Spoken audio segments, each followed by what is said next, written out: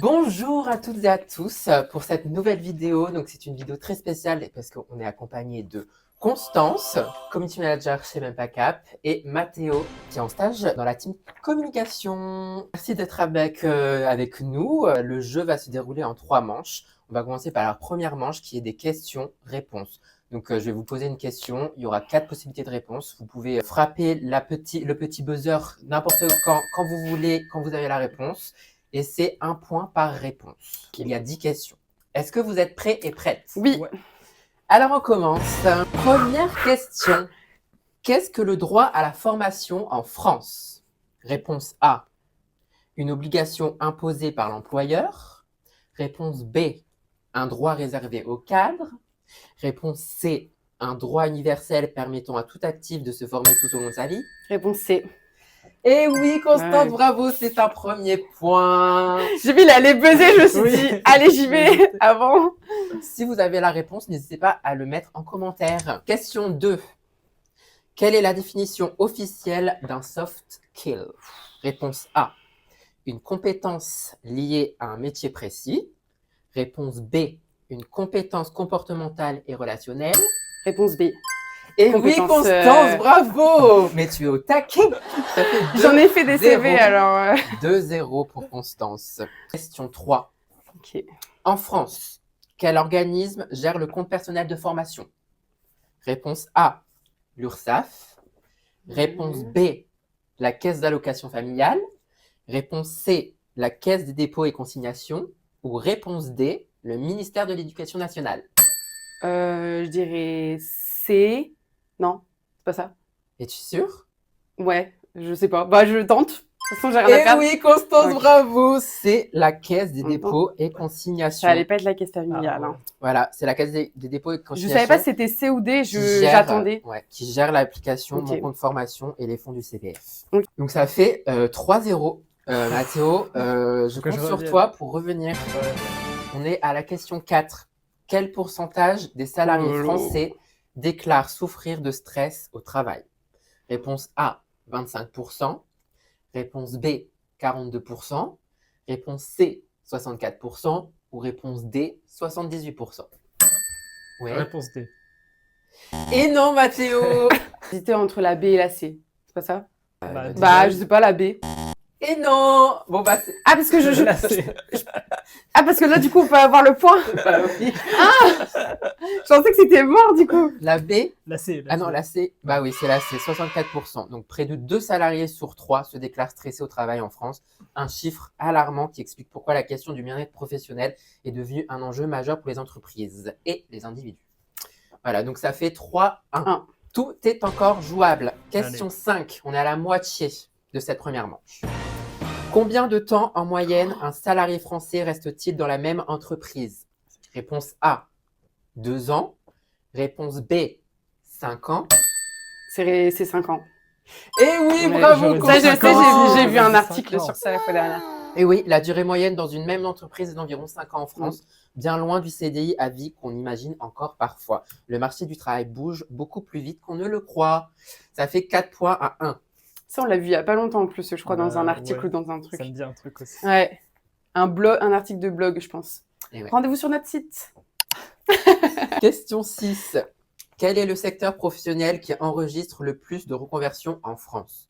Réponse A, la finance. Réponse B, l'industrie. Réponse C, le secteur social et médico-social. Ou réponse D, le tourisme. Je vais dire la A. Et non, ce n'est pas la finance, Constance. Bah, en vrai, si, je pense que j'aurais dit, ah, mais du coup, j'aurais dire C, médico. C'est ça, ouais. Ah, Le secteur social et médico-social. J'hésitais entre les deux. Bah, Et ouais. en vrai, finance, c'était possible. Donc 5 points à 1. Donc en effet, les métiers du soin, de l'accompagnement et du social attirent énormément de reconvertis, souvent des personnes en quête de sens après des années dans des secteurs plus froids. La quête de sens, c'est réel. Donc, Question 7. on est à combien? On est à 5 à 1. Question 7. Où se trouve le siège de Mempacap? on peut dire là, Amiens? Eh oui! Bah oui, bravo! quand même. Eh oui, c'est ça. 6 points à 1. Quand même. Là, Constance te mange. Bah, Amiens, enfin, quand même, le siège, quoi. J'attendais les petites. Ah bah non, mais il fallait dire savais. direct, bah oui. Moi, j'attends pas. Hein, Allez, il nous reste 3 questions. Pour une peux fois que te c'est une question rattraper. simple. Allez. Question 8. Qu'est-ce que le syndrome de l'imposteur au travail? Réponse Ah, A. purée. Faire semblant d'être malade pour ne pas aller travailler. Réponse B. Usurper l'identité d'un collègue pour obtenir une promotion. Réponse C. Se sentir illégitime dans son poste. Ah, purée. Qui a besoin.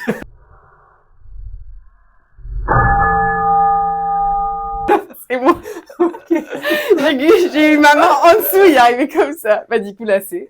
Et oui, c'est ça, c'est se sentir illégitime dans son poste malgré ses compétences réelles. Voilà, le syndrome de l'imposteur touche jusqu'à 70% des actifs à un moment de leur carrière. C'est une petite voix qui dit « je ne mérite pas ma place ». Le bilan de compétences est un outil puissant pour le combattre en prenant conscience de ses vraies forces. Vraiment, ma main, elle a fait ça, il est arrivé, il a fait woup.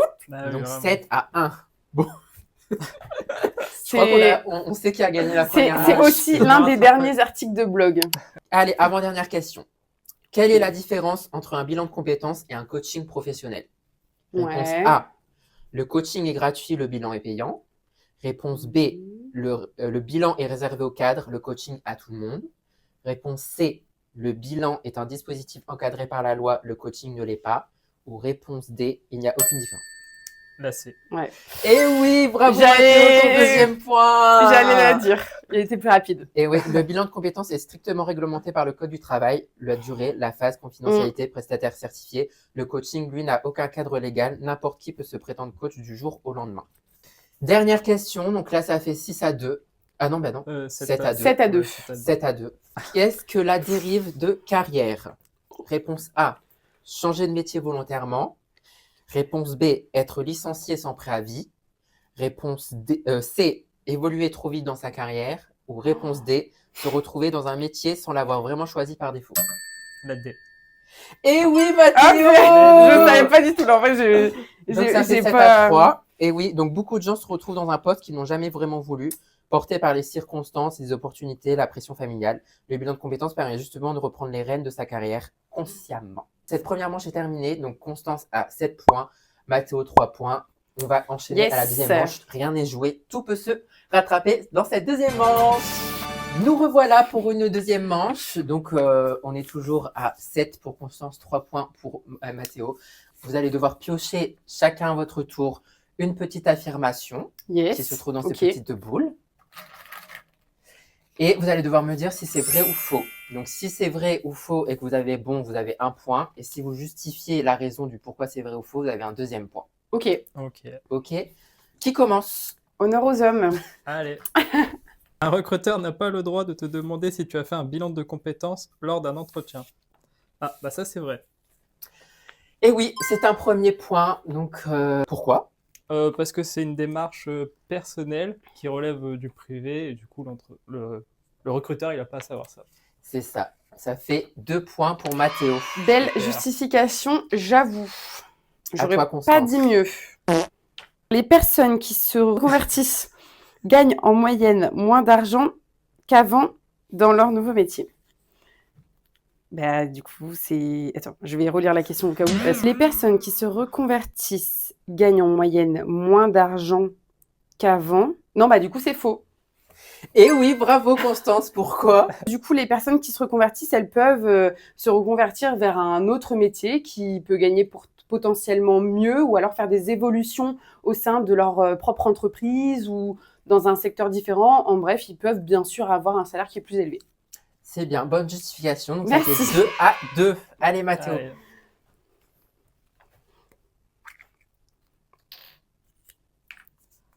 Le syndrome de l'imposteur touche davantage les femmes que les hommes au travail.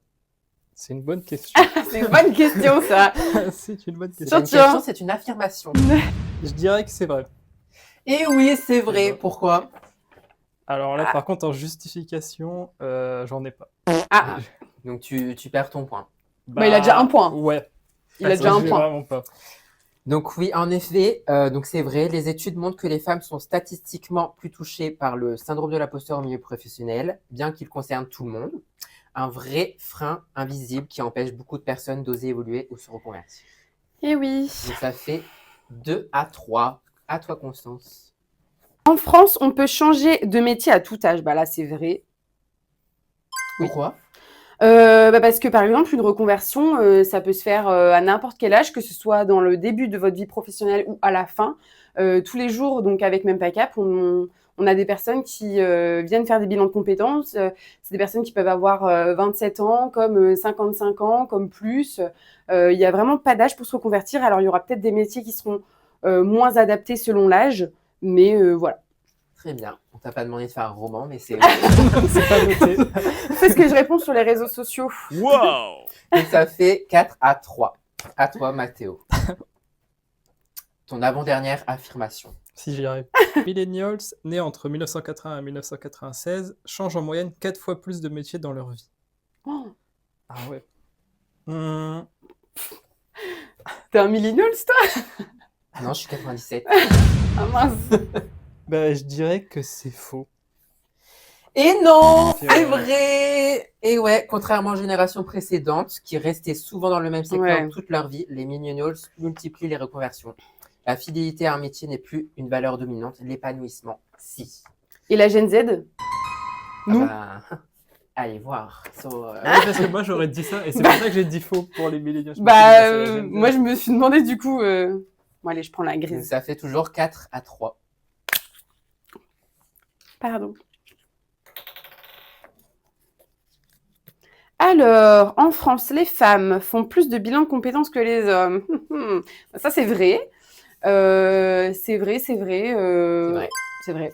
Au niveau de la justification, je dirais que on le voit tous les jours avec MempaCap. On a beaucoup plus de femmes qui nous contactent pour faire des bilans de compétences que d'hommes. Parfois même, c'est les femmes qui qui poussent, on va dire, leurs compagnons à faire un bilan de compétences. Donc oui, c'est essentiellement des femmes. Et oui, bonne justification, Constance. Donc ça fait 6-3. Yes! Mathéo, dernière affirmation pour récolter le dernier petit point.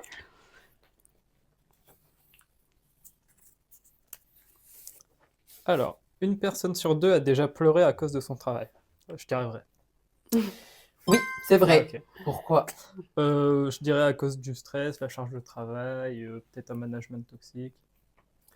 Je vais compter bon. 52% des actifs français déclarent avoir déjà pleuré en lien avec leur situation professionnelle. Stress, humiliation, épuisement. Donc un chiffre qui montre que la souffrance au travail est bien plus répandue qu'on ne l'avoue. Donc ça fait 6-5. 5. Constance, dernière affirmation. Alors, hop là. Bon, j'espère que ce sera pas trop compliqué. Sauf que tu as gagné cette nouvelle manche. En France, l'anxiété liée au travail est la première cause d'arrêt maladie de longue durée. Je dirais que c'est vrai. Oui. Oui. Je dirais que c'est la première cause d'arrêt maladie de longue durée parce que c'est vrai que l'anxiété, c'est quelque chose qui va s'accumuler. L'anxiété professionnelle, c'est quelque chose qui va s'accumuler. Et le jour où on va se rendre compte qu'en fait, il y en a trop, c'est là que va se déclencher par exemple un burn-out ou bref, ça va partir en arrêt maladie. Et justement, c'est les arrêts qui sont aussi les plus longs parce que faut faire un vrai travail sur soi pour pallier l'anxiété au travail. Très bonne réponse. Et donc, on compte 8 points pour Constance et 5 points pour Mathéo. Donc, c'est encore Constance qui gagne cette deuxième manche. Restez avec nous. Il reste une dernière manche où tout peut se jouer. Parce que les points comptent double. Oh non! Ah, Et super. Oh non! Et si Ça rigole. Oh non! Et si Re-bienvenue. Dernière Pour la manche. troisième manche. Ouais, dernière manche. Tout peut se jouer. Donc, Constance comptabilise en tout pour ces deux premières manches 15 points et Mathéo 8 points. Tout est encore jouable. C'est 2 points par bonne réponse. Parce que cette dernière manche, donc en fait, c'est des phrases à compléter. Donc, je vais vous dire une phrase. Vous allez devoir la compléter par un mot ou autre chose qui me fera rigoler. D'accord. Voilà. Ce n'est pas du tout des bonnes réponses, mais il faut que ça soit fun et drôle. Je suis pas très drôle et fun, moi. Et tu vas essayer de l'être. Ah, d'accord. Donc, je vais vous dire la phrase et par contre, il faut que ça soit instantané. Il ne faut pas réfléchir. Hein. Oh là là. Ouais. Première phrase. Le pire collègue qu'on puisse avoir, c'est quelqu'un qui… Mange tout le temps parce que ça donne envie de manger. Ok. Qui n'est pas là. Ça m'a pas trop fait rire. Ah bah écoute, on fait de même si vous dites pas réfléchir. Mes 2 points pour Yeah. Constance. La bouffe. Si la reconversion professionnelle était un film, ce serait et pourquoi? Avatar. Parce que c'est. Ah, bien. Parce que c'est long. Parce que c'est long. Ah ouais. Oh. Un- un- Bah voilà, c'est bon, il a le point. Hop, je sais pas, j'ai pas d'idée, je regarde pas de film. Je regarde que des séries. J'ai que Intouchable qui me vient en tête, mais ça a pas de rapport. Bah je sais pas, il y a Intouchable qui me vient là, c'est un de mes films préférés, donc... Parce qu'on est intouchable pour la Bah voilà, la reconversion, Intouchable. Il se reconvertit en soi. Bah oui, parce il démarre un nouveau métier, tu vois. Ah bon. Bah un peu oui. Bon, bref, je donne quand même le point à Mathéo. Dites-nous en commentaire quelle réponse vous auriez voté, vous. Le jour où j'ai compris que j'avais besoin de changer quelque chose dans ma carrière, c'est quand? Mon feed Insta était full rempli de reconversion, bilan de compétences, burn-out. Ok. Oh bah écoute, je sais pas moi. Hein. C'est quand je suis parti faire mes courses. Ok, je donne mon point à Mathéo. Si je devais convaincre quelqu'un de faire un bilan de compétences en une seule phrase, je dirais... T'as rien à perdre. Ok. Tente ta chance, sur un malentendu, ça peut passer. Je donne mon point à Mathéo. Ouais. Mes 2 points. Donc Mathéo gagne cette dernière manche. Bravo Mathéo. On va comptabiliser les points et on revient juste après. C'est la fin de la vidéo. Je viens de comptabiliser les points. Constance qui est la grande gagnante de cette première Bravo. vidéo, de cette ce premier jeu. Voilà. Tu lui gagnes le droit de revenir pour une prochaine Yes. vidéo. Voilà, j'espère qu'elle vous a plu. N'hésitez pas à commenter, liker et partager la vidéo et à nous dire si vous voulez qu'on invite des nouvelles personnes pour faire ce petit jeu. Voilà, on vous embrasse, à bientôt.